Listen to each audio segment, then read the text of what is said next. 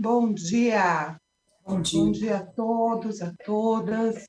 Bem-vindos ao nosso 16º encontro do Fórum Brasileiro de Segurança Pública. É um prazer estar aqui com vocês.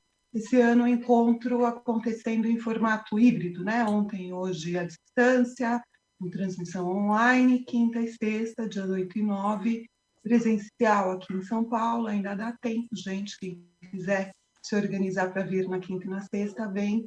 Não só porque a programação também está muito boa, mas porque a gente está com saudades de encontrar presencialmente com todo mundo. Então, venham, venham.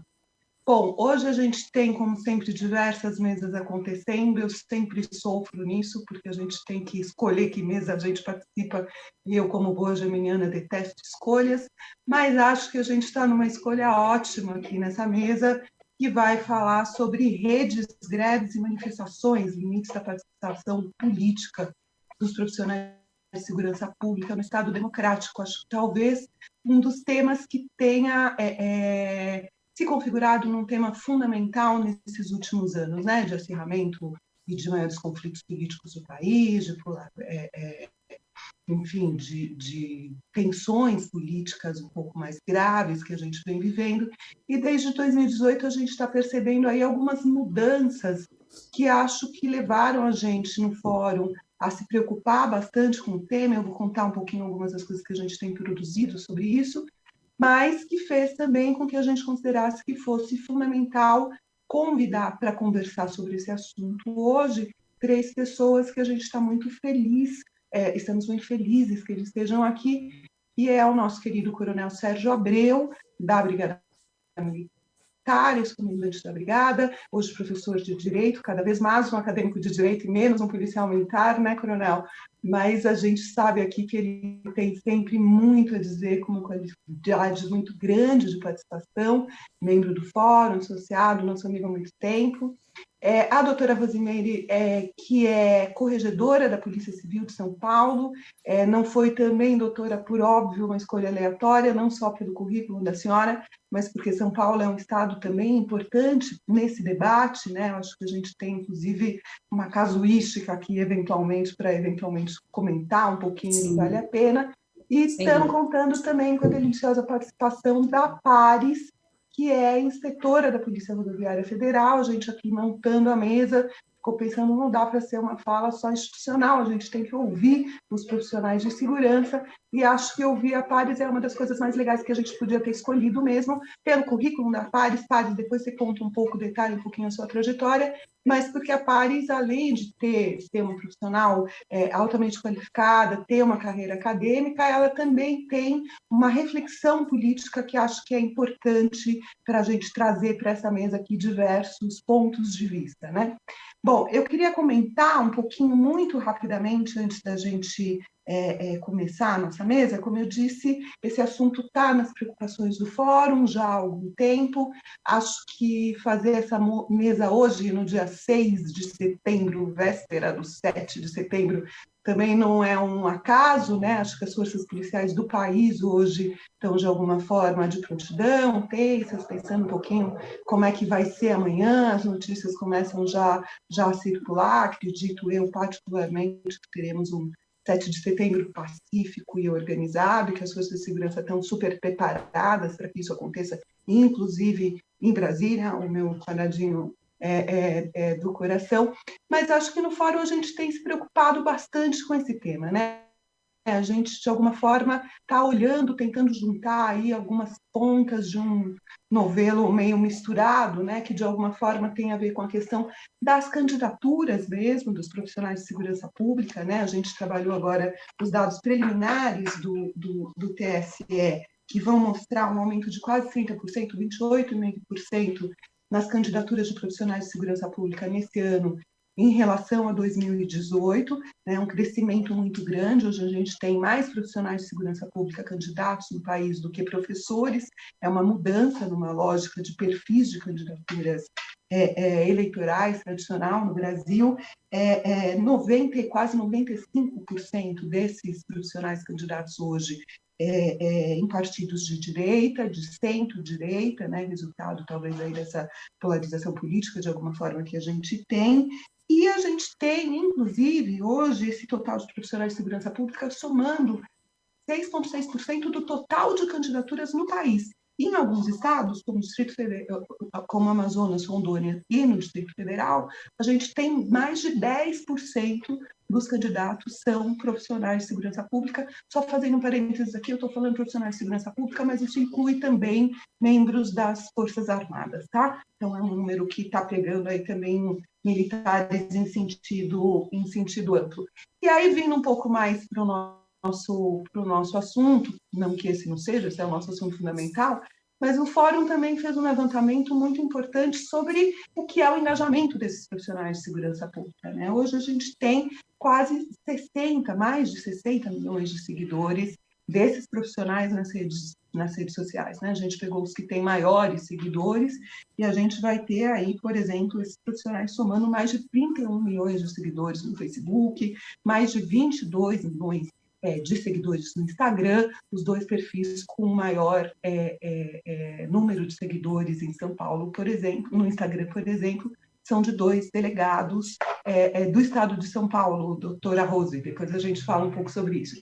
Mas acho que, independentemente dessa questão específica da candidatura, a participação desses profissionais nas redes sociais também é algo que vem se tornando aí tema de debate, de preocupação das próprias corporações, né, de limites em relação à política institucional de comunicação, né, em que medida a gente tem aí toda uma legitimidade, eu preciso poder mostrar a minha profissão, o meu trabalho enquanto indivíduo, mas em que medida isso também, de alguma forma, atrapalha, prejudica ou faz até um mau uso em determinadas situações da imagem da própria corporação, o que vai fazer com que a gente tenha também no país uma mudança recente, que é as forças de segurança estaduais, principalmente, começando a emitir normativas específicas sobre participação de profissionais de segurança pública nas redes, né? O Fórum lançou também recentemente um informe sobre os regulamentos disciplinares das polícias militares, né? E a gente foi ver lá,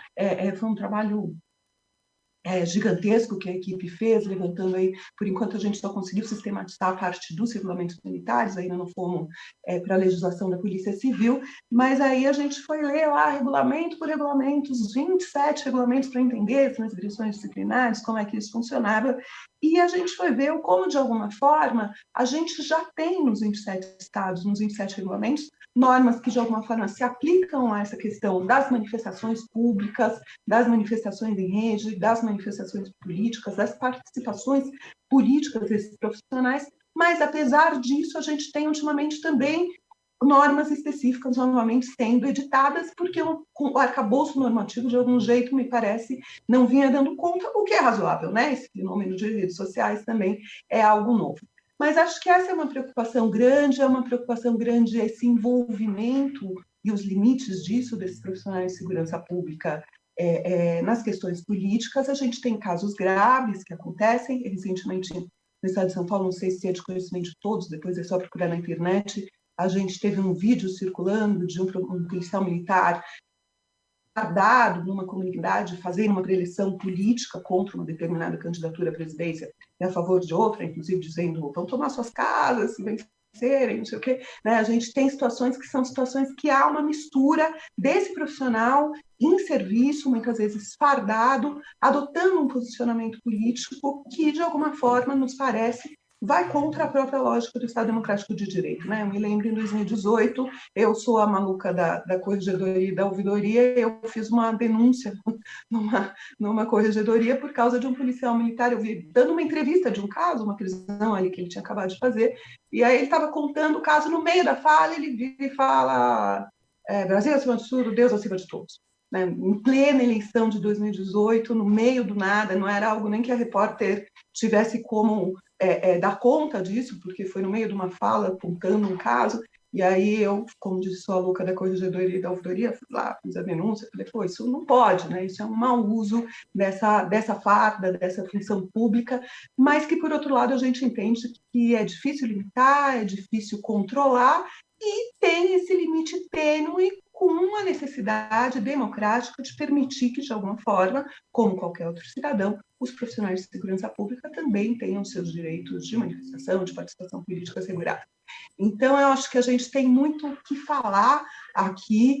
Acho que talvez a gente hoje, nessa nossa... Sempre o espaço é curto, são 15 minutos para cada um dos nossos debatedores hoje, depois a gente abre para perguntas. Acho que a gente consegue avançar um pouquinho no tema, certamente não falar tudo o que a gente queria, mas acho que é um começo bom de debate.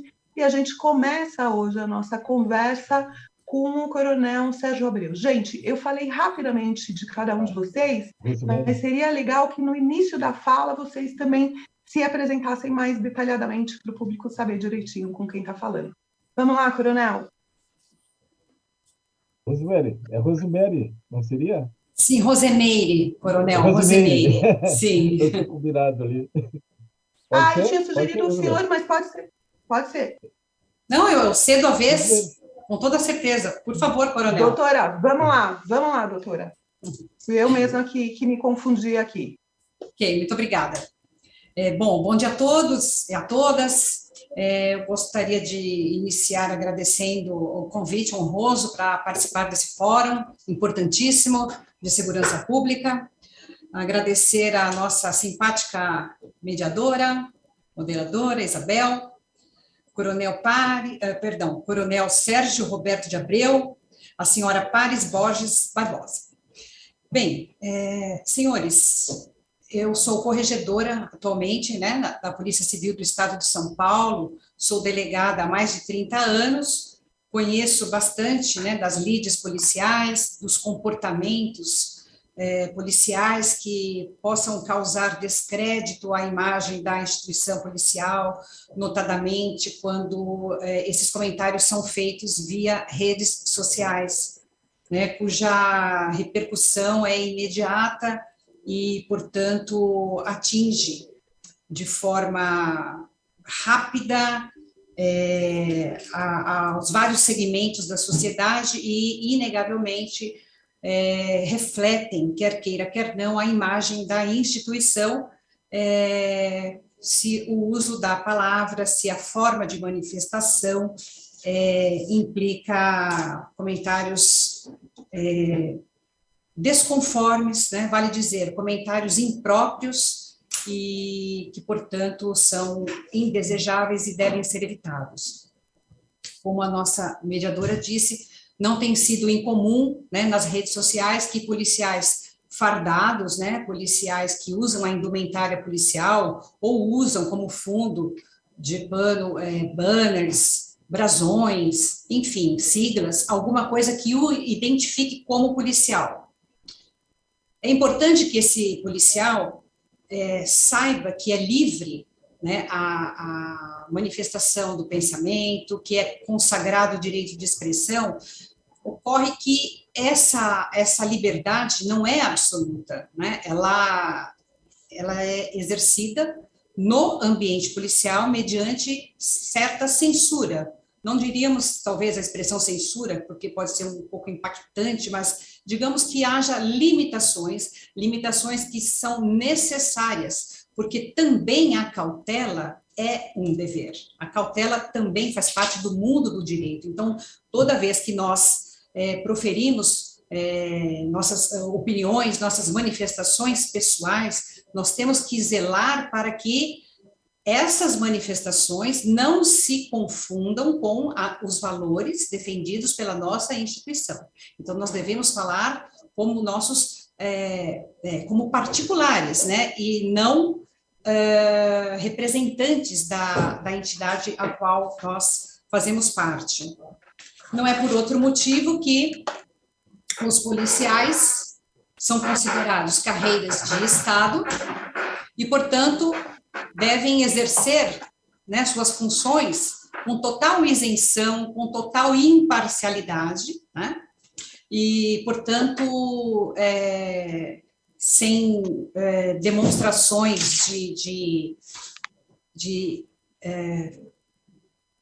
digamos, simpatias, né, a partidos políticos distintos. Vejam, como eu disse, não se nega aos policiais civis que exercitem o direito de expressão, mas sim sob certos limites, né, que exigem essa postura do policial, na verdade, porque ele deve trabalhar sempre com absoluta neutralidade política e total imparcialidade, como eu disse. E, para tanto, senhores, o regime jurídico ao qual se submete um policial é um regime diferenciado, é um regime rígido, né, que contém normas expressas e cuja violação implicará, né, mediante um processo administrativo com ampla defesa e contraditório, provavelmente uma punição, né, na medida em que, quanto maior for a agressão à imagem da instituição, né, quanto maior for o descrédito causado pelo pronunciamento de um policial através da sua fala, e que esse pronunciamento seja tido como um reflexo da imagem do pensamento institucional, tanto quanto maior for a gravidade desse posicionamento, dessa manifestação de pensamento, tanto maior será considerada a conduta do policial. Sobre o comportamento nas redes sociais, a Polícia Civil do Estado de São Paulo prevê em portaria VGP, que os policiais devem obedecer a certos limites quando no uso da palavra, né, quando na comunicação através das redes sociais. E nós temos uma infração na lei orgânica também, que se caracteriza como procedimento irregular de natureza grave, quando a forma de exteriorização do pensamento, da liberdade de expressão, venha a exceder, né, esses limites e acabam conspurcando a imagem da própria instituição, né, principalmente quando se verifica o valimento do cargo por parte desse policial, no sentido de buscar, com a imagem da instituição como pano de fundo, a sua autopromoção, né, ou então interesses mercadológicos, né, ou fins políticos. E isso é um comportamento que nós, por força de um estatuto disciplinar rígido, entendemos inaceitável, né? Enfim. E a punição, né, como tem sido considerar o fato punível ou não? Quanto maior for o prejuízo causado à imagem da administração com esse pronunciamento e refletido por parte do policial, ou nitidamente voltado para autopromoção, nós verificamos que há uma quebra da lealdade do policial para com os deveres e valores protegidos pela sua instituição. O policial, desde que assume compromisso de posse, através de um juramento, ele sabe, desde então, que ele se submete a um regime absolutamente rígido, cuja violação implicará responsabilidade. Isso acontece tanto na esfera civil, na esfera criminal e na esfera administrativa. Então, o policial não pode, né, a nosso ver, alegar amplo exercício do direito de manifestação de pensamento e liberdade de expressão, porque para os policiais civis existem valores superiores a serem protegidos, todos eles voltados para o interesse geral, o interesse da coletividade. Então, ao interesse particular do policial em si manifestar de forma ilimitada, desarrazoada ou irrefletida, se sobrepõe o interesse jurídico de proteger a coletividade e demonstrar que a instituição que a protege é uma instituição totalmente isenta, apolítica e imparcial. Tanto que a rigidez do sistema e o fato de as forças policiais serem consideradas carreiras de Estado implica em que o próprio exercício do direito de greve seja vedado aos policiais, né, conforme decisão do Pleno do Superior Tribunal Federal, no sentido de que não cabe aos policiais, que são o braço forte do Estado, exercerem o direito de greve, né, porque são serviços essenciais de Estado e que, portanto, não podem sofrer solução de continuidade alguma e não podem ser substituídos por nenhum outro órgão na esfera privada. São serviços essenciais e, portanto, assim devem ser prestados de forma ininterrupta.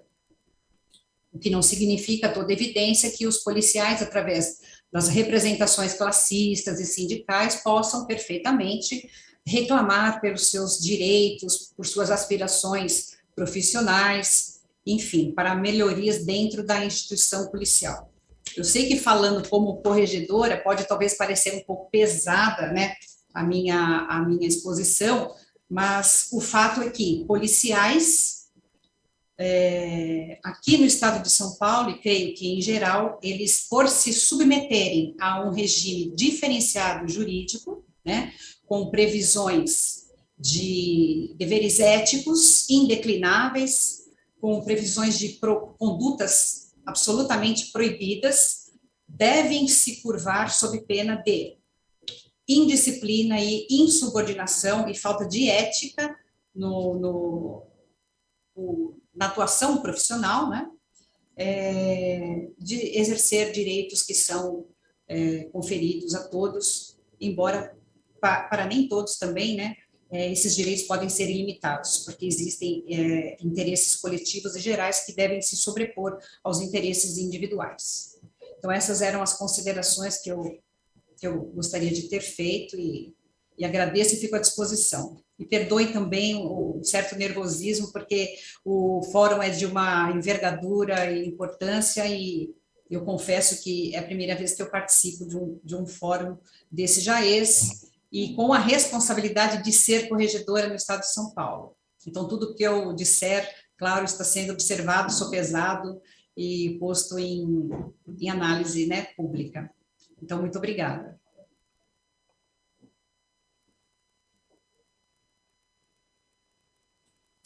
Maravilha, doutora. Obrigada, foi ótimo. Espero que seja a primeira de muitas participações e que a senhora vire aí nossa parceira aqui no Fórum Brasileiro de Segurança. Eu acho que vale sempre lembrar, todo mundo que está assistindo, o Fórum, a gente tem já uma longa trajetória e é composto por diversos perfis, né? A gente tem profissionais de segurança, gestores, ex-gestores, pesquisadores, membros do sistema de justiça. Então, acho que esse múltiplo olhar também ajuda bastante aí as nossas discussões, nossos debates, até as nossas tomadas de posicionamento público. Bom, enfim, queria te agradecer. Antes de passar para o Coronel Sérgio, fazer um comentário rápido também, né? Eu acho que essa questão desse limite do como, principalmente eu estou pensando muito nessa questão agora das candidaturas, especificamente como isso de algum jeito impacta na própria imagem da corporação e como a gente tem discussões muito díspares no país em relação a isso, né? Se no ano passado, durante a discussão do novo Código Eleitoral que está parado no Senado, a gente teve uma proposta da relatora que não passou na Câmara de quarentena para os profissionais de segurança, né? Que eles teriam um tempo antes de se desligar, 5 anos, aí depois chegou a ter menos a proposta até poderem se candidatar, isso não passou, mas enquanto tem esse debate, né, a gente também tem hoje, por exemplo, no âmbito dos projetos da Lei Orgânica da Polícia Militar, chegou a ser incorporada a ideia da porta giratória, que era o policial militar que tenha sido eleito que possa, depois de cumprir o mandato, retornar às fileiras da corporação, né? Então, como a gente, de algum jeito, enquanto sociedade, mesmo pensando do ponto de vista institucional, não tem ainda clareza, inclusive, desses mecanismos de proteção da própria corporação policial, ainda que, obviamente, aí protegendo também os direitos individuais de participação política dos profissionais de segurança. Mas, enfim, fazer esses comentários, porque acho que é um debate que ele está muito posto, né? Ele está muito, muito candente, de alguma forma, na nossa sociedade, e fazer um comentário que eu não posso deixar de fazer, provocativo, mas que me compete fazer, Um dos profissionais que eu mencionei na minha fala anterior, delegado de polícia de São Paulo, já processado pela corregedoria com sugestão de ser expulso da polícia, demitido da polícia civil, decisão que compete tão somente ao governador do estado, e que hoje está candidato, como eu disse, é um dos maiores influenciadores da polícia civil, com um cargo, claramente, né, o nome de urna é delegado, né, e como isso, de alguma forma, no meu ver, pelo menos, confunde, atrapalha e até conspurca a própria imagem da corporação. São dois, né? Acho que, se não me engano, são dois delegados que estão nessa mesma situação jurídica esperando a demissão e são candidatos hoje ao parlamento. Bom, Coronel Sérgio, vamos lá, vamos te ouvir. Olá, bom dia a todos e a todas. Bom dia, Isabel, prazer te rever novamente, mesmo que à distância, né? Mas a tecnologia nos proporciona, pelo menos, esse momento de aproximação. Quero agradecer a direção do Fórum, né, na gestão do Renato, da Samira, né, pela realização desse 16º encontro do Fórum Brasileiro de Segurança Pública, que é certamente o maior espaço de debates, né, de aprofundamento de ideias, de troca de ideias no campo da segurança pública no Brasil.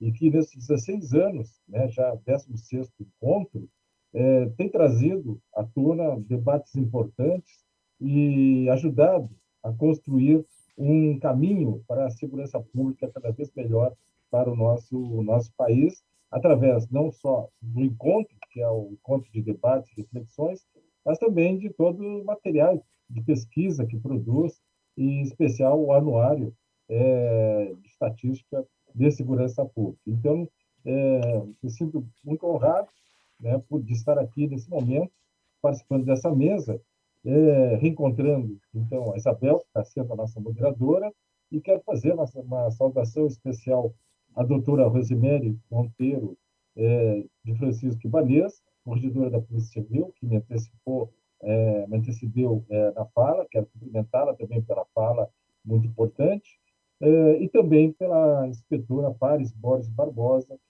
da Polícia Rodoviária Federal, que tanto a doutora corregedora como a Paris estou conhecendo agora nesse ambiente. Bom, primeiramente, eu acho que a doutora Rosemary fez uma fala muito importante, né, sobre a questão das responsabilidades, né, que tem os servidores na área de segurança pública, e aí não diria só da Polícia Civil, mas com todos os agentes da segurança pública, né, tanto da Polícia Civil, Polícia Militar, que é a minha origem, né, aqui do Rio Grande do Sul, e também, creio, para todas as outras áreas, né, tanto da Polícia Federal, Polícia Federal, e assim todos os agentes que, de uma forma ou de outra, atuam no campo da segurança pública, que é um campo tão importante para a sociedade, um serviço essencial, um serviço de Estado, né, que visa garantir a segurança de todos. Mas eu começaria, assim, a fazer alguns apontamentos. Primeiro, eu gosto muito ainda, né, de uma afirmação de Guilherme O'Donnell, quando ele fala que, olha, nós vivemos, você já falava lá, logo depois da Constituição de 88, que nós vivemos um momento de transição democrática, né? Isso lá, final, na década de 90, ele comentava isso, e essa transição democrática ela passa por dois momentos. O primeiro é o estabelecimento do governo eleito. Eu acho que a Constituição de 88 ela trouxe uma universalização dos direitos políticos, né? A amplitude de participação política, ampliou a participação política, principalmente para os cargos diretivos, né?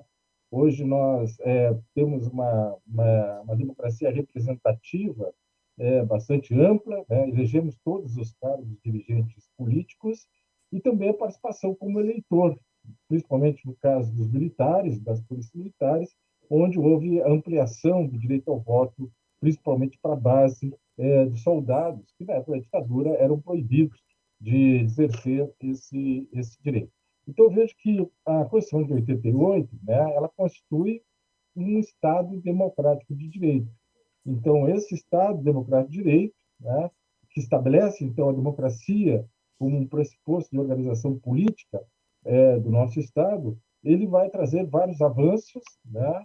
Principalmente é, na base representativa, tanto para para eleger, como também para ser eleito. Então, essa amplitude de participação política, creio que é uma conquista importante da cidadania no Brasil. Agora, outro momento, né, que o Doni fala é justamente como um processo de institucionalização das práticas democráticas em todos os níveis do Estado.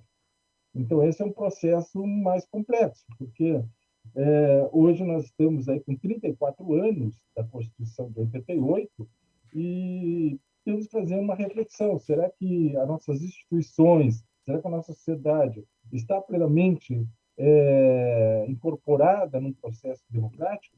Né? Será que todos aqueles vetores, né, aqueles conceitos, aquelas premissas que foram colocadas nas ditaduras no Brasil, que parte de uma monarquia, depois uma ditadura de Vargas em 37, a ditadura militar de 64.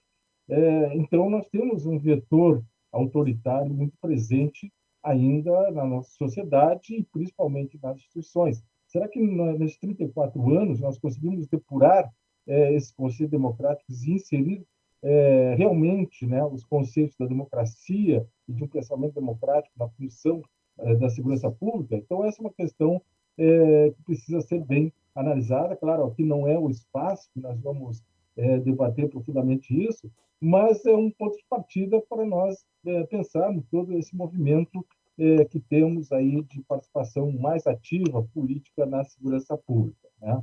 Então, eu vejo que é salutar realmente essa abertura, essa democratização e a participação dos policiais na política, né? Eu acho que é direito do cidadão participar na política. A política define os objetivos a serem alcançados, né? Então, todo cidadão, eu defendo muito a participação partidária. Eu acho que os partidos seriam os centros realmente de convergência de ideias, de proposições a serem buscadas para que a gente tenha uma sociedade mais justa e mais democrática e que traga contribuição para todos.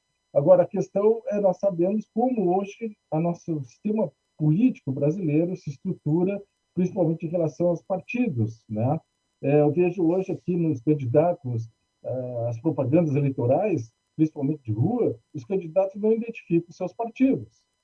Não sei por quê, então se perdeu um pouco essa lógica do partido, do conceito, o que esse partido tem como objetivo. Então, muitos candidatos, a maioria dos candidatos, principalmente nas propagandas de rua, não mostram, e até às vezes na TV, não mostram ou não mostram o seu partido. Bom, qual a importância disso? Bom, primeiro, como eu tenho visto a participação política dos policiais, principalmente, primeiro, em ocupação, uma captação dos partidos políticos, dos servidores de segurança pública, para alguns cargos de confiança. Então, certo recrutamento, né, para a obtenção de vantagens próprias, né, ou seja, dentro das próprias instituições orgânicas do poder político, através de gratificações, e com gratificações você ter acesso a promoções mais facilitadas e muitas vezes até antecipação na evolução de carreira. Então, essa é uma forma, né, que tem aparecido muito na prática em relação a isso. O outro movimento é que os partidos políticos passaram a ver nos policiais, em alguns policiais, um campo político, um campo de recrutamento político, ou seja, de obtenção de votos.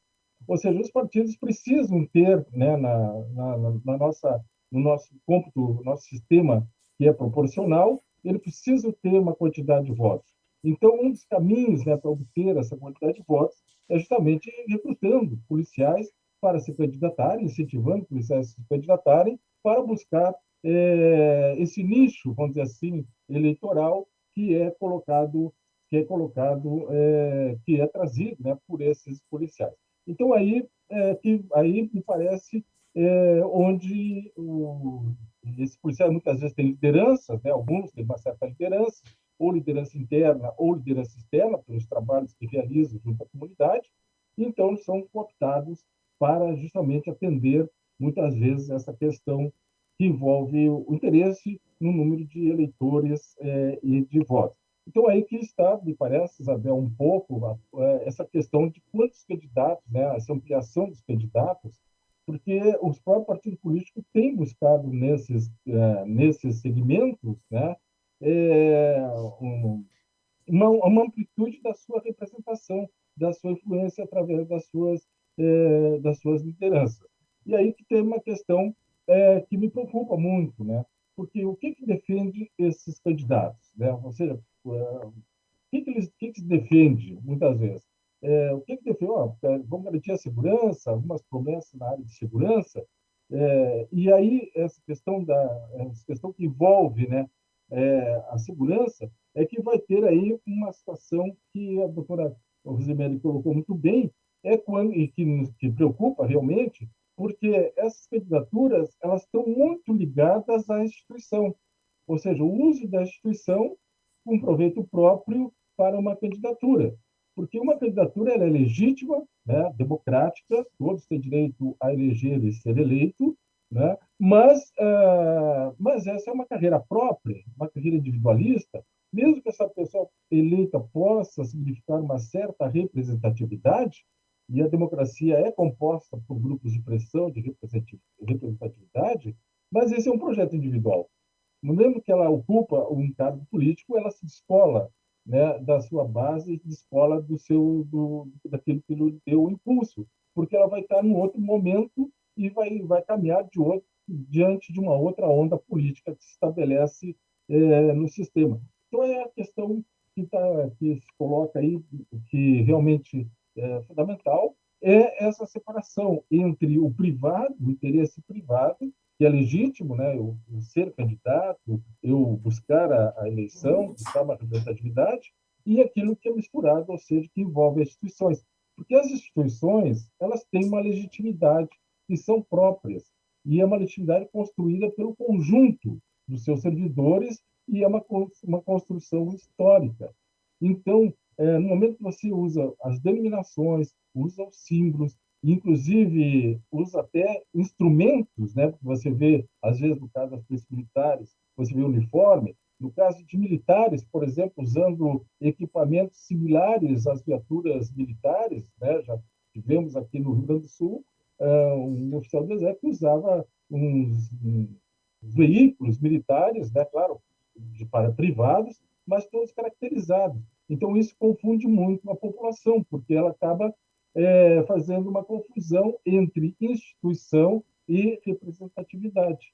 Então, aí que nós temos aí um problema muito sério, porque você se aproveita, né, de uma legitimidade institucional para atender um projeto, um projeto pessoal.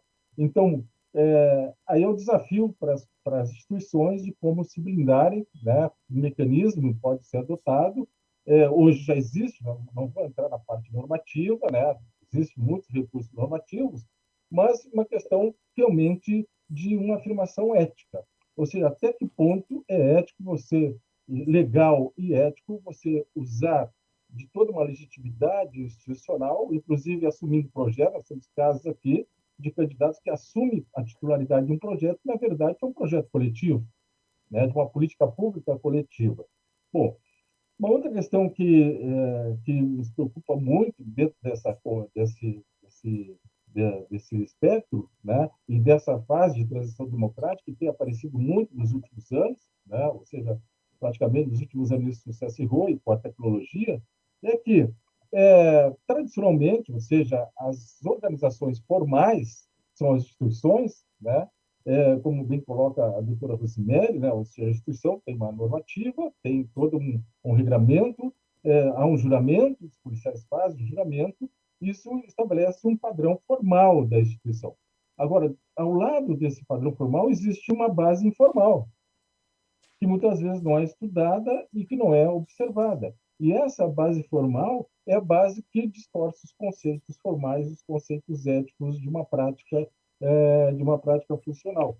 Então, esse ambiente formal, né, informal, ele já por si só, pode ser um elemento que traga prejuízos a próprias ações formais das instituições.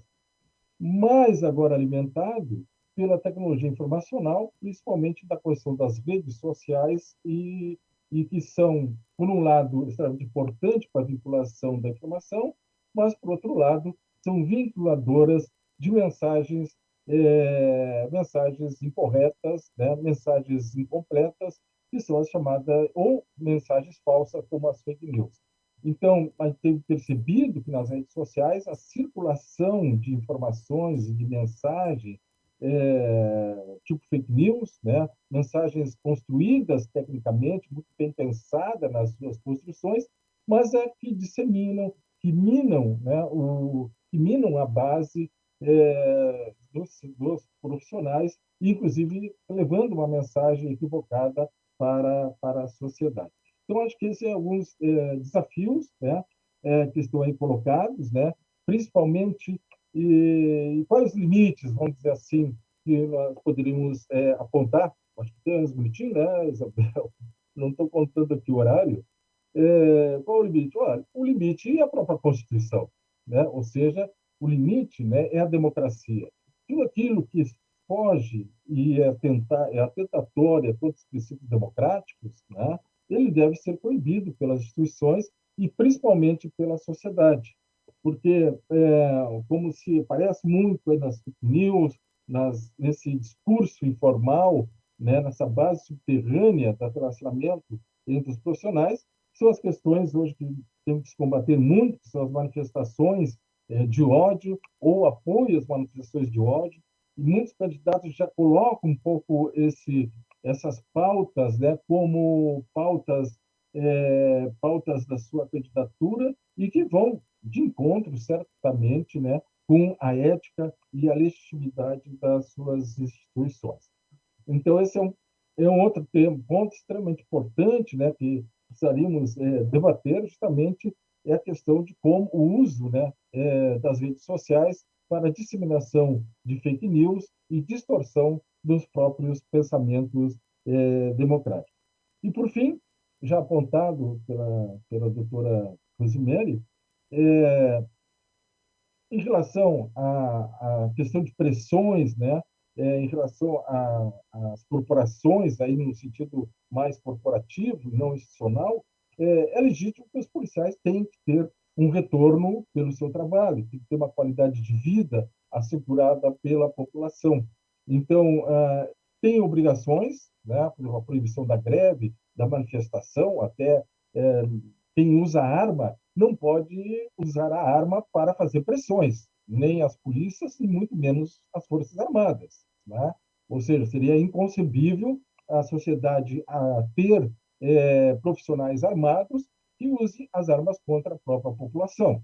Então, essa é uma posição que eu tenho bem clara. Mas, por outro lado, os policiais também têm que ter um retorno em termos da sua qualidade de vida. E quando o sistema político, né, dirigente, não atende isso, certamente os profissionais precisam ter um recurso. E eu acredito que esse recurso justamente é através da parte comunitária associativa, ou seja, através de associações profissionais bem estruturadas, politicamente éticas, né, não partidárias, desvinculadas de qualquer vinculação partidárias, tanto associações como sindicatos. E esses como instrumentos, né, importantes para o debate, para o aprimoramento e para as pressões políticas que precisam, em determinado momento, ser realizadas. Mas, creio, então, para finalizar, acho importante a participação política de todo cidadão, tanto como eleitor, como eleito, né, como candidato, só que esse limite do uso da legitimidade da instituição, né, o uso de discursos antidemocráticos, como já vimos em casos concretos, eles devem ser reprimidos, devem ser limitados, inclusive devem ser responsabilizados, porque a função da segurança pública, dos profissionais, é garantir o Estado democrático de direito. Obrigado, Isabel. Fico para os comentários. Ótimo, coronel.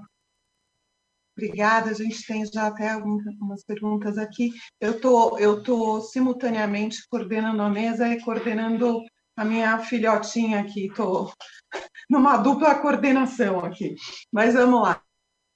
Antes de passar para a Paris, queria também só fazer uns comentários. Você estava falando da questão do veículo, eu me lembrei agora, nem tinha registrado essa informação na minha própria cabeça. No final de semana, eu estava passeando de carro, falei, nossa, que viatura esquisita. E eu fui olhar com calma, não era viatura, é um carro de campanha de um parlamentar que é um delegado de polícia, e ele tem um carro que agora está em plena campanha, e na hora que eu bati o olho, assim, a primeira impressão que eu tive é que era uma viatura, e não era esse carro particular da campanha. Então, de fato, eu imagino que isso deve gerar bastante confusão, né, para as pessoas. Eu acho que tem uma... claro que tem uma legitimidade fundamental, todas as categorias têm que poder se ver representadas, né, no Congresso, em outras instâncias, mas, de alguma forma, eu acho que quando a gente está falando dessas categorias muito relacionadas ao enforcement, né, particularmente as polícias e mesmo o sistema de justiça, de fato, a gente tem aí limites que são limites muito diferentes dos de outras categorias profissionais, né? E acho que nisso me chama a atenção, e aí talvez fosse uma das coisas que eu quisesse ouvir um pouquinho a Paris também, as diferenças de tratamento, né, de quando a gente está falando de Ministério Público e Poder Judiciário, por exemplo, a gente, pelo menos como regra geral, tem a regra de que eles precisam se desligar em caráter definitivo da instituição para poder disputar a eleição, né, o que não acontece hoje com as forças policiais no Brasil, né, o que permite talvez aí um pouco mais essa mistura, essa certa confusão entre a pessoa e a própria corporação. Por outro lado, acho que também o senhor tocou num ponto que me parece muito importante, que é não só as eventuais disseminações de fake news por essas próprias candidaturas, muitas vezes, mas o que eles representam politicamente, né? Ou como muitas vezes a própria população aposta nessas candidaturas, como sendo candidaturas que vão melhorar a segurança pública, e como não necessariamente é isso o que a gente vê também quando esses profissionais são profissionais eleitos, né? Ainda que eventualmente venham a compor a tal da bancada da bala, etc., não necessariamente estão trabalhando em prol da melhoria da segurança pública da população como um todo.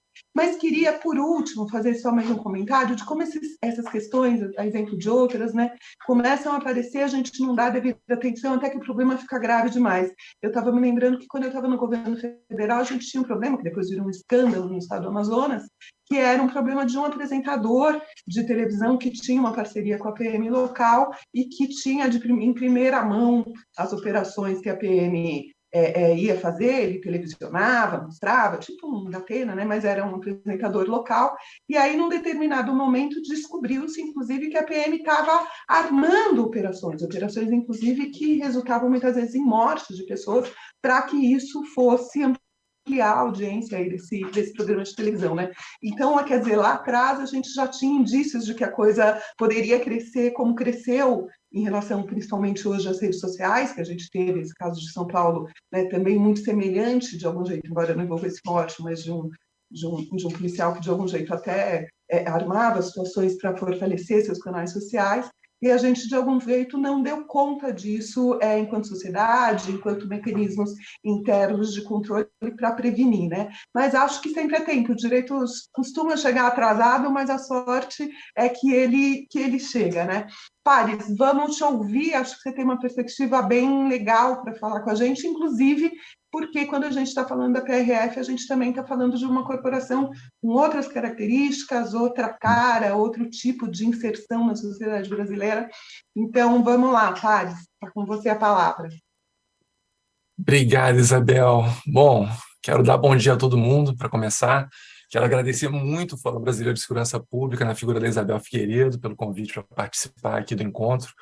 Para mim, o trabalho do Fórum Brasileiro certamente é um lampejo de esperança e de razão para esse tema aí que é tão maltratado, é um tema da segurança pública que vem sendo tão maltratado, mas que o Fórum Brasileiro de Segurança Pública, né, promove aí um espaço para que a gente possa avançar algumas reflexões. Então, para mim é uma honra, né, poder estar aqui. Obrigado, Isabel. Quero cumprimentar também os colegas que estão aqui, que falaram antes de mim, o Coronel Sérgio Abreu e a delegada Rosimeire, e agradecer a presença virtual do pessoal que está assistindo o debate aí de casa. O tema que a gente vai tratar hoje, então, enfim, já foi colocado aqui várias vezes, só para repetir, o tema da mesa é redes, greves e manifestações, os limites da participação política dos policiais no Estado Democrático de Direito. Bom, a Isabel tinha pedido para a gente se apresentar um pouquinho antes, né? Então, antes de eu começar a falar o que eu tinha preparado, vou só falar um pouquinho a respeito de mim. Eu sou bacharel em Direito, né? Fui formado pela Universidade Estácio de Sá, no Rio de Janeiro. Fiz meu mestrado em Ciências Jurídicas e Sociais pela Universidade Federal Fluminense e estou hoje fazendo meu doutorado também em Ciências Jurídicas e Sociais, também pela Universidade Federal Fluminense. Eu sou policial rodoviário federal há 10 anos e eu sou ativista política, né, de dois grupos, né, organizados de policiais, um que é a Rede Nacional de Operadores de Segurança Pública LGBTs, né, que é um grupo só de policiais LGBTs que tenta avançar, né, a pauta da questão da homofobia, do machismo dentro das instituições policiais, na sociedade de uma forma geral, e também sou militante do movimento dos policiais antifascismo. Então, vamos lá. Bom, como a gente está falando sobre participação política dos policiais e quais são os limites, né, eu posso afirmar de cara que a minha própria presença aqui já pode ser considerada um experimento, né, para testar esses limites, porque se eu amanhã aparecer removida de novo lá para o Acre, alguma coisa assim, a gente vai saber que participar do Fórum Brasileiro de Segurança Pública é proibido. E eu digo isso porque, assim, falar sobre participação política não se limita, né, só a essa questão dos direitos de votar e ser votado. A gente tem diversos direitos civis e sociais, né, que vão viabilizar a participação política das pessoas em sociedade. Então, o direito de manifestar opiniões e pensamentos, o direito de se organizar em sindicatos, associações ou partidos políticos, o direito de se reunir pacificamente, sem armas, de fazer movimentos paredistas e de greves, são todas formas muito importantes de participação na vida política. E, no caso de policiais, todos são negados aos policiais. Todos esses direitos citados acima são, de alguma forma, negados, seja de uma forma expressa na legislação colocada, ou seja, tacitamente através de uma ameaça de perseguição política dentro das suas instituições. Opa, não posso me perder aqui, senão vai atrasar nosso cronograma. Vamos lá. Então, assim, debater a respeito da limitação do direito político dos policiais de serem votados requer necessariamente debater também a respeito de todos esses outros direitos, né, que eu estou citando. O ponto que eu quero trabalhar no debate, então, hoje, é a compreensão que os policiais são seres sociais. E, como todos os seres sociais, eles vão buscar meios de defender e avançar seus interesses. Quer esses meios sejam meios legítimos e alinhados com a tradição republicana, democrática, na forma da lei, através dos direitos que eu já citei, quer sejam meios ilegais e violentos para tomar o que eles necessitam ou o que eles desejam, através de corrupção, tráfico de influência, domínio territorial através do terror, como é o fato que acontece no Rio de Janeiro hoje. De um modo ou de outro, não há hipótese em que seres sociais permaneçam inertes, né, em especial enquanto estiverem inseridos em uma sociedade mercantil que tem a competição, né, a prosperidade pessoal como valores absolutos. Então, assim, antes de elaborar meu argumento, eu quero propor um acordo, né, a respeito dos termos que a gente está usando para estabilizar a comunicação, para a gente não estar falando de coisas diferentes. Quando a gente fala sobre policiais, a gente está falando de uma gama muito grande e heterogênea de servidores públicos que são de classes sociais muito distintas, né? E o Fórum Brasileiro de Segurança Pública tem um estudo que mostra, né, a respeito, por exemplo, da questão da disparidade salarial, né, da base para o topo das carreiras policiais. Então, assim, essa mesa de debate que a gente tem aqui hoje, por exemplo, ela de forma alguma representa a massa dos servidores públicos de segurança pública do Brasil, né? Que são compostas principalmente de praças nas polícias militares e dos tiras, né, nas polícias civis. Lá no Rio de Janeiro a gente chama de tira, né, que são os agentes, os papiloscopistas e os escrivãos. Os praças não vão poder nunca ser promovidos para além de sargento, né, e esses tiras eles nunca vão virar delegados. Isso é um corte que separa drasticamente essas duas classes de policiais. Então, assim, só para a gente ter noção de onde é que a gente está pisando, a título de comparação salarial mesmo. A gente sabe que hoje um soldado de PM entra, em média, com um salário média nacional de 2 a 3 mil reais, e ele vai, depois de muitos anos de serviço, talvez virar um sargento e vai ganhar ali de 5 a 6 mil reais por aí, em média nacional, né? Cada estado vai ter uma diferença, a diferença também é muito grande de um estado para o outro, né? Já a Polícia Rodoviária Federal, que é a instituição ao qual eu faço parte, né, o antigo inspetor de polícia, né? Eu fui chamada de inspetor aqui algumas vezes, mas assim, a Polícia Rodoviária Federal, como a Isabel colocou, é uma instituição que tem muita maleabilidade, né? É da estrutura, da forma como ela foi estruturada, uma capacidade de transformação muito dinâmica. Inclusive, isso é um objeto do meu estudo de doutorado agora, né? Essa capacidade de se transformar que a Polícia Rodoviária Federal tem, que é única, né, nas instituições policiais. Mas eu não sou inspetora, né? Não existe mais o cargo de inspetor na Polícia Rodoviária Federal. Eu, na verdade, sou agente de primeira classe. A gente hoje tem agente de terceira classe, agente de segunda classe, agente de primeira classe e agentes especiais, né? Eu hoje sou agente de primeira classe. Mas na Polícia Rodoviária Federal, o salário final, comparando com o sargento lá, né, que é o salário final do praça, que vai ser entre 5 e 6 mil reais a média nacional, policial rodoviária federal, o salário final é 16.500 hoje.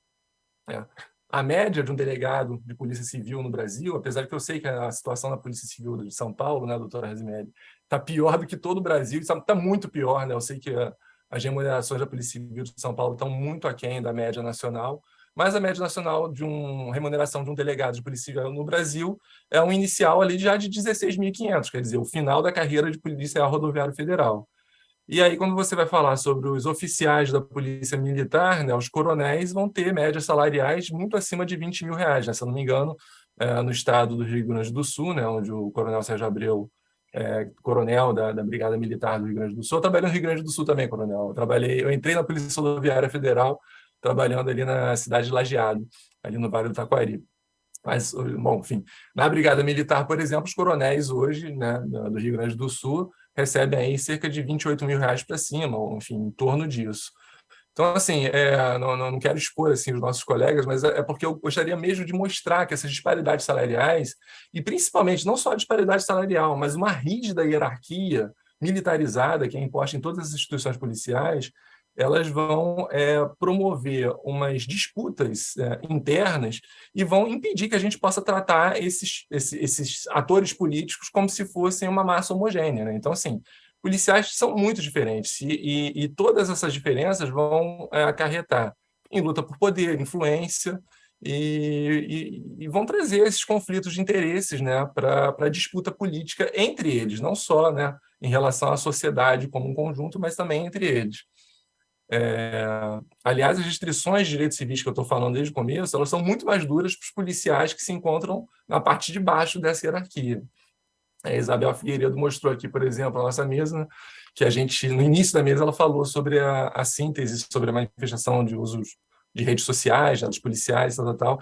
E eu tinha lido esse trabalho, né, Isabel? Eu queria, inclusive, parabenizar você, eu sei que você participou do trabalho, eu achei realmente muito interessante.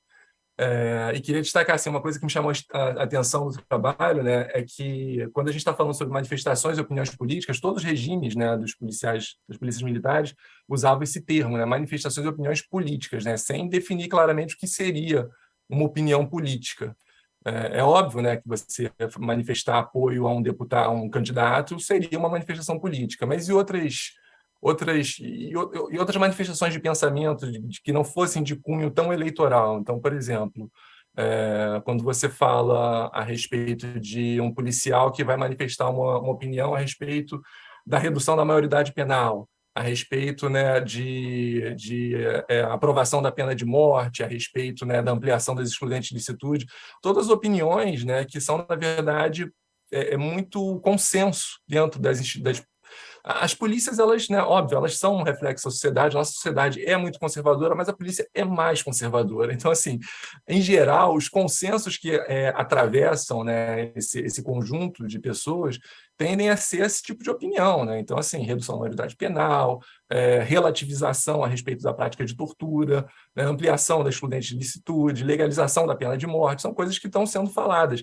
E isso vai passar incólume, né, em relação a controle, né, institucional sobre esse tipo de opinião.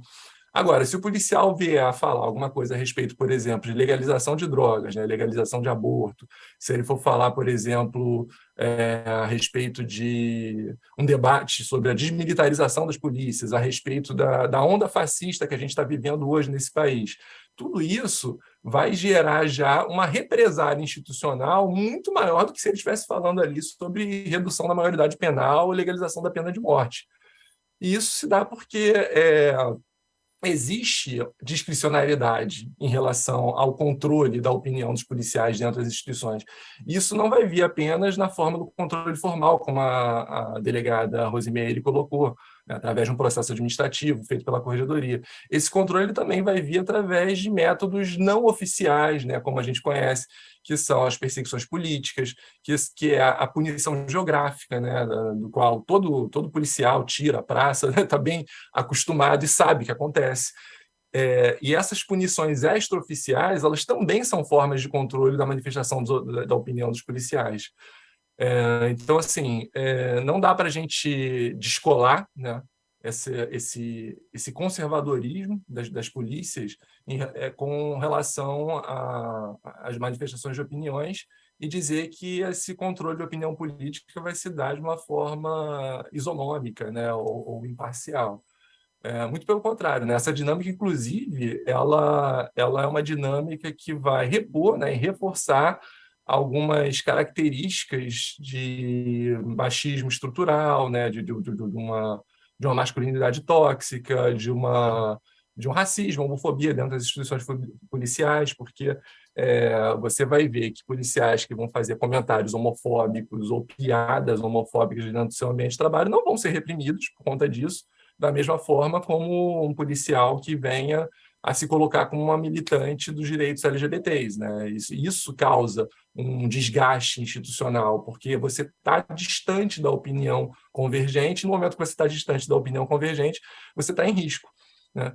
E os próprios policiais, assim, apesar de eu estar aqui, né, eu sou meio doida mesmo, eu venho, falo as coisas e tal, mas os meus colegas, muitos deles não sonhariam em se expor desse jeito, porque para além da punição institucional, você também tem as relações interpoliciais, e assim, talvez quem não seja policial nunca tenha parado para refletir sobre isso, mas a atividade policial é uma atividade que depende de uma confiança extrema em relação ao colega que trabalha com você. Você está colocando sua vida na mão de um colega no momento que você está na ronda, no momento que você está na pista.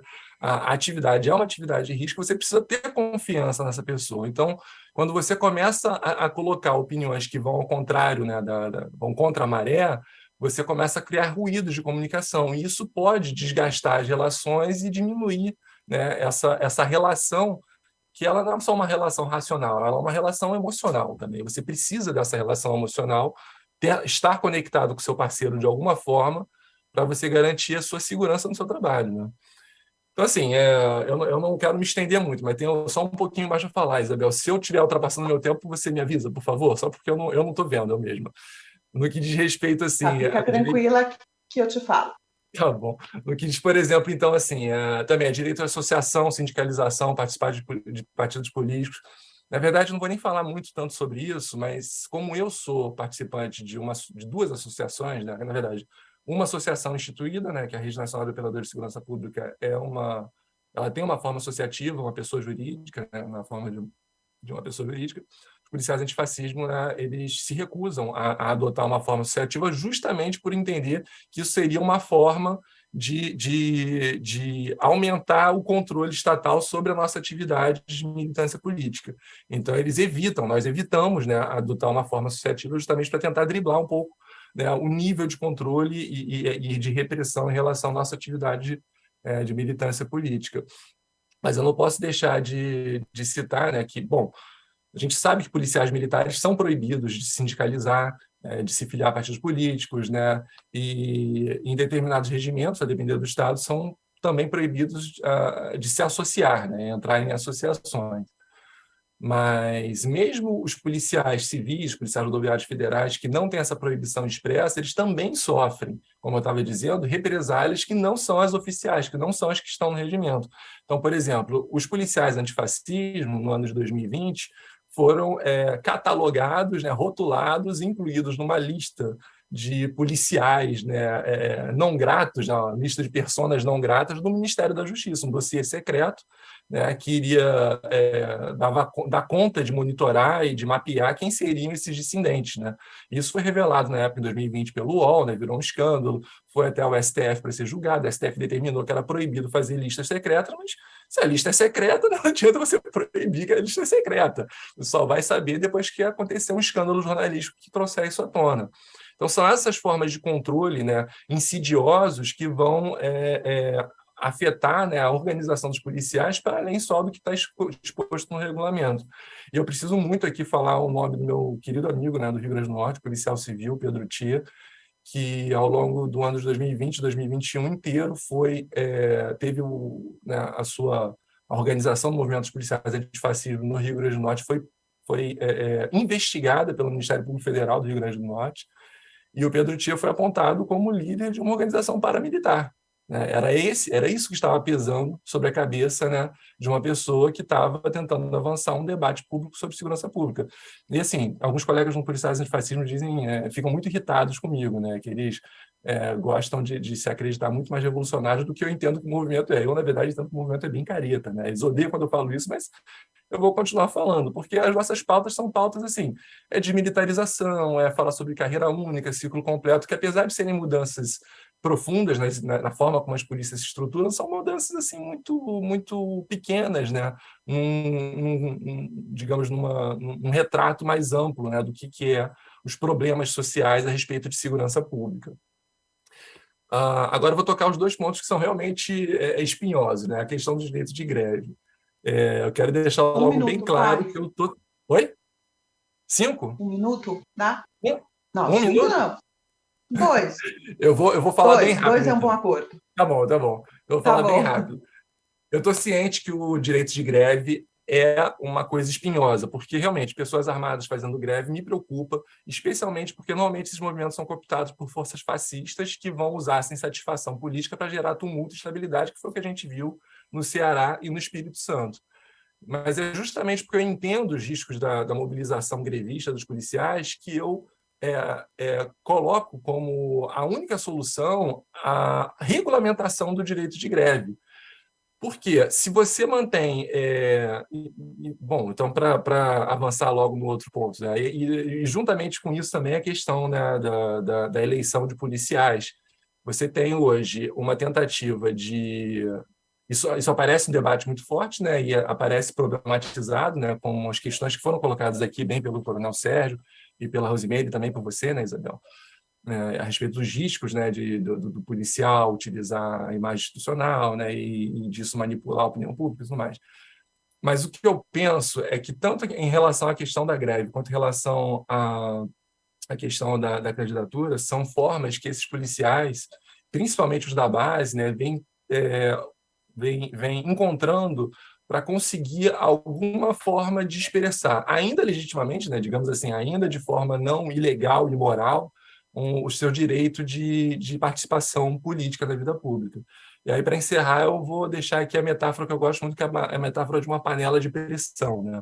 Eu penso que essa história toda, a gente pode resumir ela como se fosse uma panela de pressão. Você pega lá os policiais e você coloca todos eles dentro de uma panela, junto dali subremunerados, condições extremas de trabalho, de estresse, uma hierarquia militarizada reprodutora de muitos assédios, um distanciamento salarial colossal entre a base e o topo. Aí você vai e tapa a panela com a proibição de realizar qualquer tipo de greve, movimento paredista, de se associar, de se sindicalizar, de concorrer à eleição, de se reunir, de manifestar publicamente sua insatisfação. E você vai, toda vez que aparece alguma válvula de escape, você vai lá e tapa a válvula de escape mais uma vez. Isso daí só vai dar em 2 cenários. Ou vai aparecer os espaços, né? Algum espaço ali de vedação vai ceder, e aí vai aparecer outras formas ainda não conhecidas desses policiais resolverem seus próprios problemas, quer elas sejam republicanas ou não. Ou então a energia contida aí nessa panela de pressão vai continuar a crescer até um rompimento violento e descontrolado, que é o que a gente viu no Ceará, né? E esse rompimento aí sim é um risco. Ele vai ser muito facilmente cooptado, né, pelos interesses desse fascismo que a gente vive no Brasil hoje, que é o fascismo mais burro que o planeta Terra já viu. Consegui, Isabel, obrigada. Maravilha, Fares, foi ótimo. Eu achei que teve, enfim, dentre diversas colocações importantes que você fez, acho que 2 me chamaram a atenção para a gente fazer um comentário. Acho que primeiro essa questão que é um erro que eu sempre caio, mas que é coloquial, não tem muito, né, quando a gente fala dos policiais. né? E não tem, talvez, essa categoria os policiais, né? A gente está falando de situações muito diferentes dentro dessa categoria e, de fato, esse olhar genérico muitas vezes atrapalha na construção de soluções e de propostas. Então, eu acho que é sempre importante esse lembrete, essa uniformização aí de linguagem, de alguma forma, que você fez.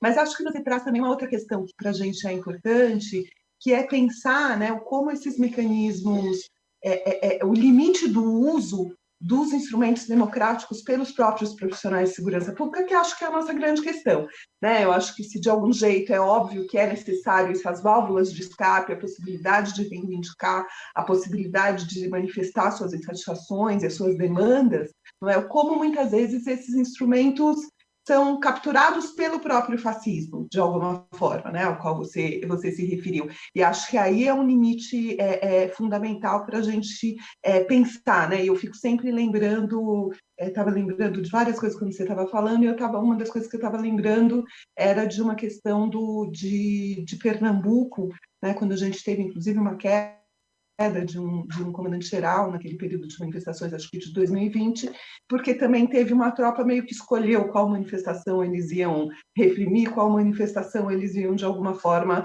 posar junto para a foto. Igual aconteceu aqui em São Paulo também com o Pato Amarelo da Fiesp, né? E aí eu acho que você tem um nível de politização que é muito confuso, muito ruim para a corporação. Quer dizer, acho que ter limites mais claros e mais objetivos é necessário, mas, ao mesmo tempo, eu entendo a dificuldade de se estabelecer esses limites de uma forma clara, e quando a gente, então, trabalha com discricionariedade, a gente permite que toda essa lógica hierárquica, confusa, que tem focos específicos em quem vai ser punido e quem não vai ser punido, se reestabeleça e volte a funcionar. Acho que esses casos de São Paulo que eu mencionei dos 2 legados mostram bem isso. Né, mostra, de alguma forma, a própria corporação tentando se organizar.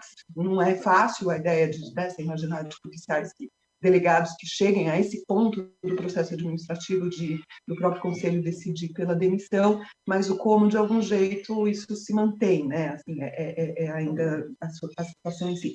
Mas acho que eu queria também lembrar que essa outra questão que você traz, que é o que é a manifestação política, né? O que a manifestação política partidária não pode, mas e o racismo pode, e a homofobia, de alguma forma, pode. Me lembrou muito um processo que a gente teve de trabalho na SBH, na Secretaria de Direitos Humanos da Presidência, quando eu estava no governo federal, e depois no Ministério da Justiça, na construção daquela portaria 02, que é a portaria dos direitos humanos dos profissionais de segurança pública, né, e que a gente tinha muita a própria equipe, não só os profissionais que a gente ouviu, mas assim, vamos carregar na tinta do policial ter essas válvulas de escape, né, dele poder se manifestar, dele poder participar, dele poder votar, que foi uma das coisas que a gente mais ouvia nas reuniões que a gente fez com os profissionais de segurança pública. Eu sou PM há 25 anos e não voto. Eu estou sempre de serviço, eu estou sempre na escala, eu nunca consigo votar. Isso é uma coisa que recentemente foi resolvida, mas o como fortalecer todos esses mecanismos. Eu, ano passado, em algumas situações, eu olhava e falava assim, não devia ter nada daquilo na portaria 02. Ai, que horror, né? Porque você vê o outro lado da história, você fala, não devia, não tem mesmo, né? Você fica numa situação difícil em algumas situações. Mas acho que eu queria trazer para a gente 2 questões que eu recebi aqui.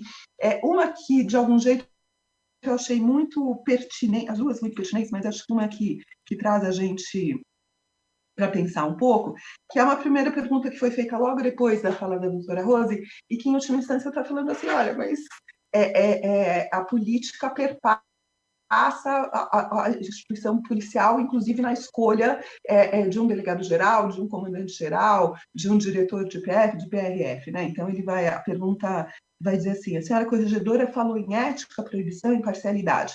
Então, foge da sua ordem os comandos das polícias serem escolhidos pelo político que está no governo? Né? Em que medida essa escolha também não é uma escolha que politiza? Né? Eu, particularmente, tenho opinião muito clara sobre isso. Eu acho que a gente está falando de um gestor de política pública também, então sim, tem que ser escolhido pelos governadores, mas eu acho que essas discussões também estão postas, principalmente nos debates das leis orgânicas, que também prevêem lá mandato para delegado-geral, mandato para comandante, etc. E acho que vem dessa questão. Queria ouvir um pouco, Coronel Sérgio e a doutora Rose, sobre isso, e você também, Paris. E queria também pensar um pouco, e aí acho que a experiência de comandante-geral do Coronel Sérgio, de corregedora da doutora Rose, a respeito dos processos de apuração de transgressões, né? Eu acho que desde em que medida o que a gente tem de arcabouço normativo hoje, de fato, dão conta dos abusos institucionais, dos abusos desses direitos, em que medida isso é universal, né, pensando os diversos profissionais que existem nas próprias corporações, e em que medida seriam necessários também parâmetros talvez mais restritos em determinadas situações. Por exemplo, a gente, nesse levantamento que fez dos regulamentos militares, a gente se deparou com uma série de regulamentos em que você não tinha o princípio básico da legalidade penal, né, que é a conduta tal, pena tal. Né? Você tinha diversas situações em que a conduta é uma transgressão. Qual é a pena? É discricionariedade do oficial superior, é discricionariedade do comandante. Aí você fala, poxa, mas isso também é uma coisa muito difícil de se pensar em pleno 2022. E por último, Paris, acho que tem uma pergunta específica aqui para você, que você defende regulamentar o direito de greve, inclusive no caso dos policiais militares? Como viabilizar isso em um cenário com poucas opções? Não, acho que já está mais confuso aqui o fim da pergunta. Acho que para nessa parte. Como regulamentar o direito de greve, inclusive no caso das PMs, né? Acho que você citou o caso do Ceará e acho que ele é um caso muito emblemático para a gente discutir à medida em que você tem ali também uma instrumentalização de um movimento que talvez tivesse alguma origem legítima ou não.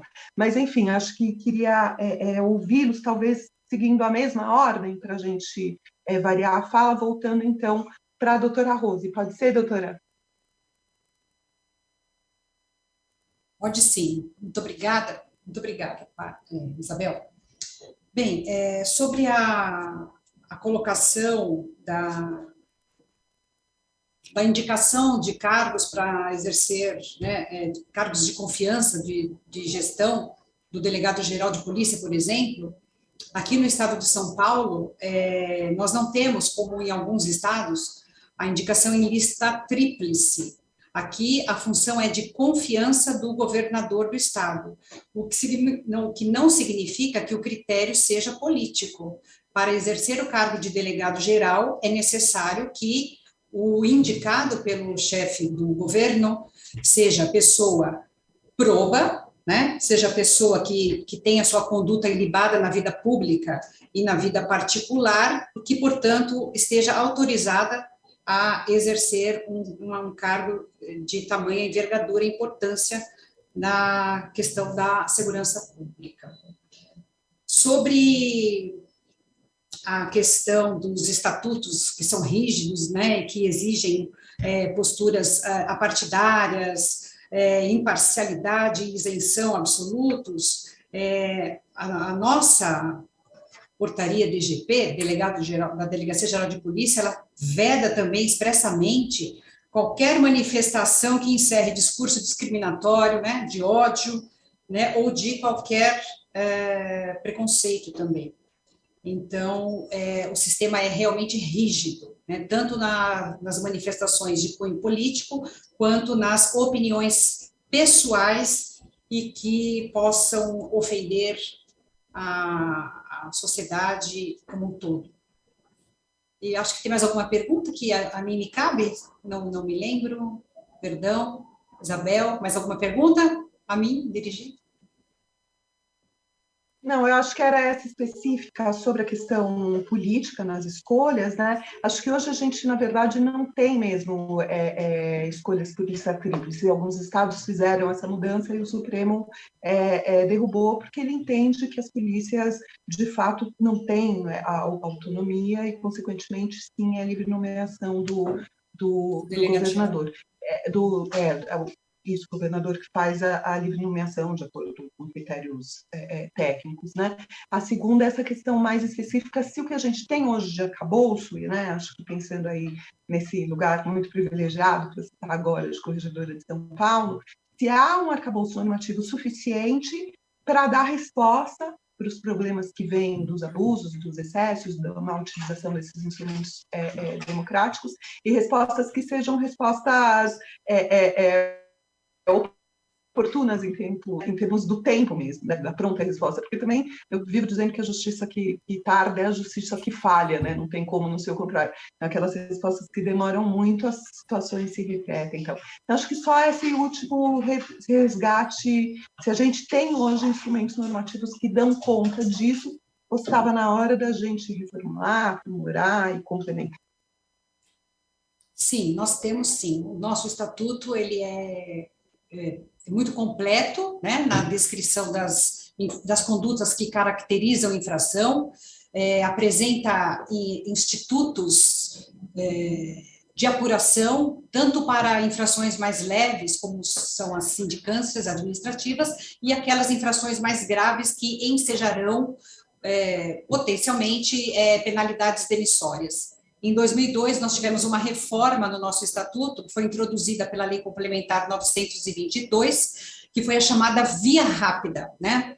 Na verdade, corolário do princípio da razoável duração do processo, porque como você usou a expressão resposta, a sociedade espera uma resposta num tempo razoável, claro, é direito da sociedade, uma resposta da administração pela prática de uma infração, seja essa resposta de absolvição ou de punição, e para o próprio policial, atendendo aos princípios da dignidade da pessoa humana, que ele também, acusado, não fique por tempo indefinido com a espada de Damocles sobre sua cabeça e obtenha uma resposta célere também com relação àquilo que lhe imputa em termos de infração disciplinar. Ocorre que a própria lei orgânica estabelece limites de competência. Algumas dessas competências chegam à alçada do delegado-geral de polícia, e há outras que extrapolam a sua competência.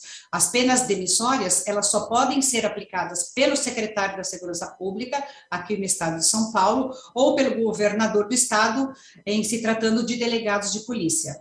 Então, é claro que a Polícia Civil, na verdade, no que lhe compete, ela só pode responder até os limites de competência do delegado-geral de polícia. Eu espero que tenha conseguido responder satisfatoriamente. Coronel Sérgio, quer comentar um pouquinho? Sim, Isabel. Bom, em relação a essa primeira questão, sempre às vezes aparece nos debates a questão das escolhas, né? Bom, eu vejo o seguinte: as organizações policiais, no caso a Polícia Militar, né, que é onde eu tenho maior experiência, elas são órgãos públicos da administração do Executivo, né? Elas são órgãos da estrutura do Executivo. Então, elas precisam, e todas as polícias, para o meu sentido, precisa ter um comando político. Então, acho que o cargo de chefias básicas são cargos de responsabilidade do chefe do Executivo, são cargos de confiança. Claro que os partidos políticos, pela experiência que a gente tem observado, têm sido bastante zelosos nas escolhas, né? Procuram fazer boas leituras da vida profissional e dos currículos para as suas escolhas. Mas quem define uma política pública a ser encaminhadas é o governo que assume o seu mandato. E ele tem que ter políticas públicas claras, né? Políticas públicas democráticas, ou seja, que a função é colocar a Constituição na sua prática, e as polícias devem se estruturar para colocar em realidade, para efetivar essas políticas públicas. Eu acho que o avançar do serviço público, o avançar da área da segurança pública se dá justamente nessa inovação, nessa construção de políticas públicas e na efetivação das políticas públicas que são realizadas pelos profissionais. E, claro, os profissionais têm uma participação intensa, não só nessa formulação, na implementação, mas também na avaliação dessas políticas. Então, como são atividades extremamente essenciais, elas precisam ter um controle e um direcionamento político através dos governos que são legitimamente eleitos e que sejam também governos democráticos, né? Bom, Por outro lado, em relação às regulamentações, eu acho que nós já temos muitas regulamentações, no caso das polícias militares, não só a parte penal, mas principalmente dos estatutos. Mas creio que é preciso melhorar, né, e atualizar essas regulamentações, porque essas regulamentações elas são assemelhadas aos estatutos disciplinares das Forças Armadas. No caso do Exército, elas servem de padrão para as polícias militares. Aqui no Rio Grande do Sul, nós tivemos uma experiência de refazer um regulamento disciplinar totalmente de acordo com a Constituição de 88, inclusive retirando, né, o cerceamento de liberdade como punição dos policiais, criando outros mecanismos, né, justamente para tentar limitar aquela discricionariedade, que também ela não é tão ampla, porque existe um princípio chamado proporcionalidade que limita essa discricionariedade, né? Mas que muitas vezes não é cumprido. Então, se fez um regulamento disciplinar. Só que, infelizmente, o governo seguinte revogou esse disciplinar e voltou, até por própria pressão de alguns segmentos internos da corporação, que mais conservadores, que entendiam que teriam que manter o regulamento anterior, semelhante, né, ao regulamento das Forças Armadas.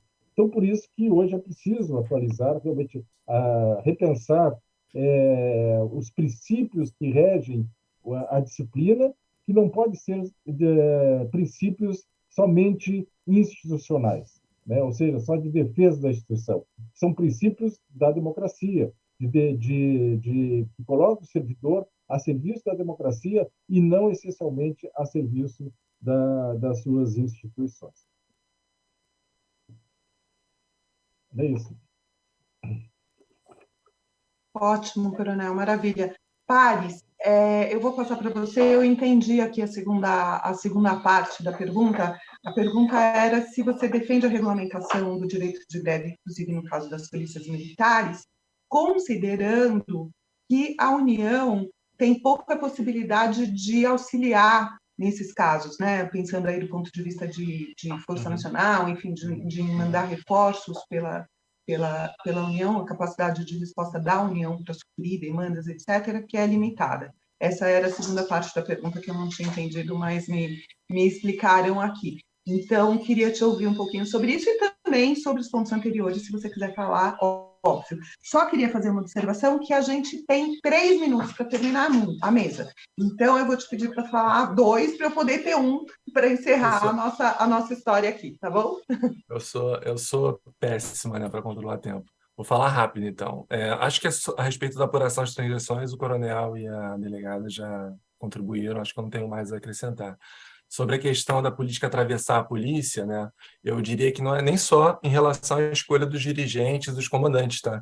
Se você parar para fazer uma análise assim, através da criminologia crítica, você vai ver que os policiais eles operam uma seletividade na escolha dos indivíduos que vão ser rotulados como criminosos. Isso é uma escolha política. Então, tudo que um policial faz, de alguma forma, é político. Então, se você fala, por exemplo, que entende que determinado crime é mais relevante do que o outro, que vamos combater o tráfico de drogas, mas vamos deixar negócio de crime ambiental para lá, tudo isso é política.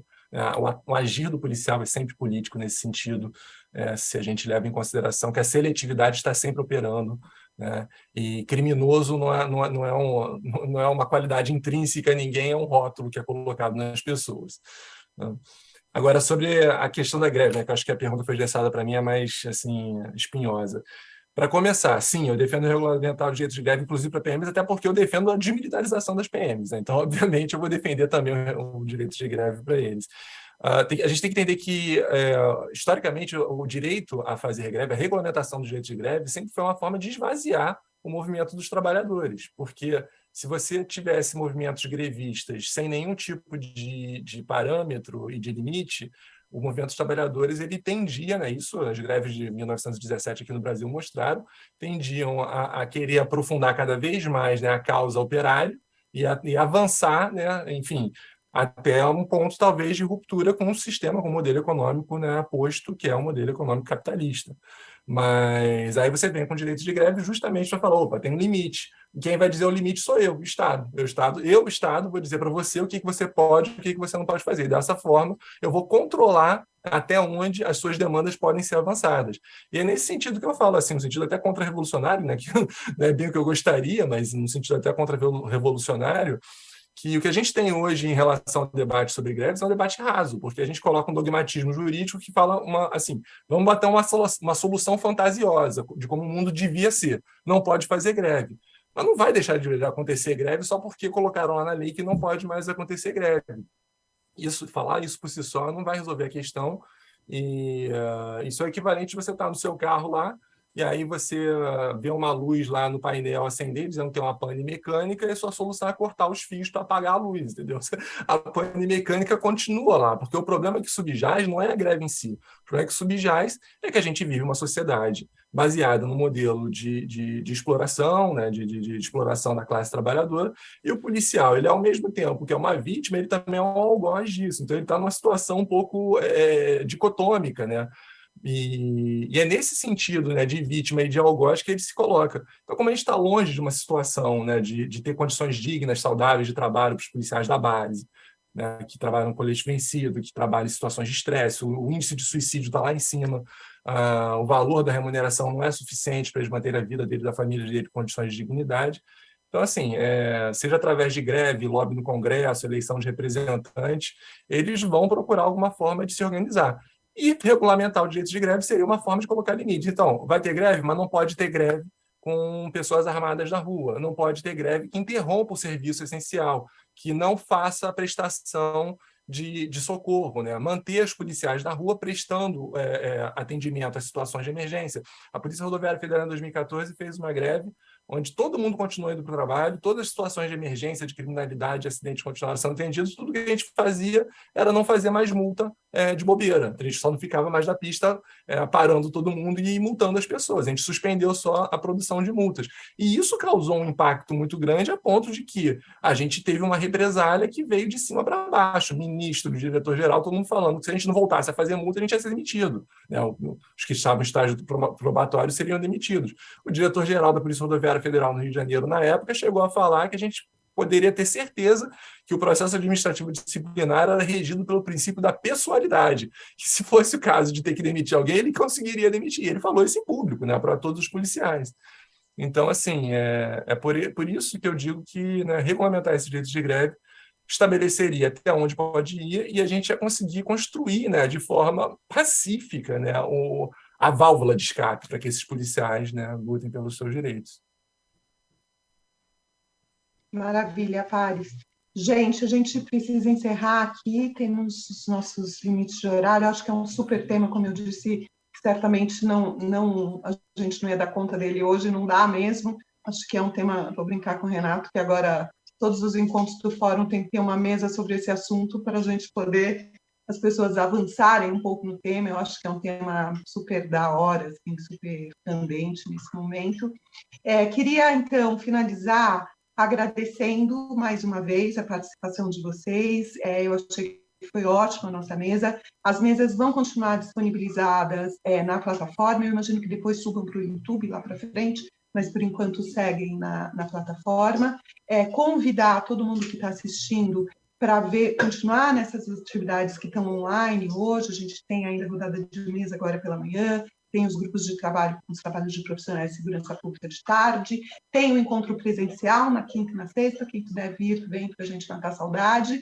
E dizer, então, para a Paris, para a doutora Rose e para o coronel, que eu gostei muito da fala de todos, esperando aqui que a Paris e a doutora Rose venham aí a se agregar ao fórum, participar mais aí dos nossos debates, das nossas pesquisas, se associar ao fórum eventualmente, e dizer que eu não posso deixar de dizer que eu fiquei muito feliz de reencontrar o coronel, porque eu estava com muita saudade. Então é isso, vamos encerrar por aqui, gostei muito, obrigada, gente. Não vou conseguir passar para todo mundo se despedir, porque estão me cobrando aqui o horário, mas acho que vamos conseguir terminar assim mesmo. Obrigada, gente, tchau, tchau, boa mesa.